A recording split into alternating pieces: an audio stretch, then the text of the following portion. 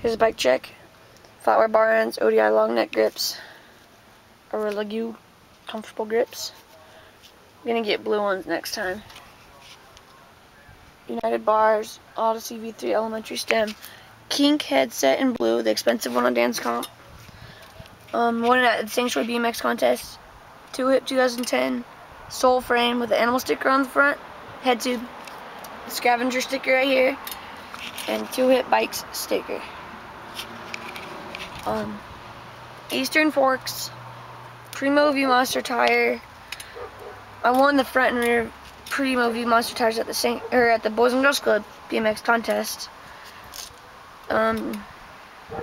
Salt front rim. Complete wheel for salt. More to the back. Animal wedge seat post. Primo seat. Colony pedals. FSA cranks. Primo bottom bracket. Meets me bottom bracket. Back rim is a 2-hip stock. I bent my other 2-hip and I bent my Shadow Conspiracy's driver's totally ruined. 2-hip sprocket and KMC blue chain. And yeah, guys, remember to like and subscribe. And I'm working on an edit right now. It's gonna be sick. Alright, see ya.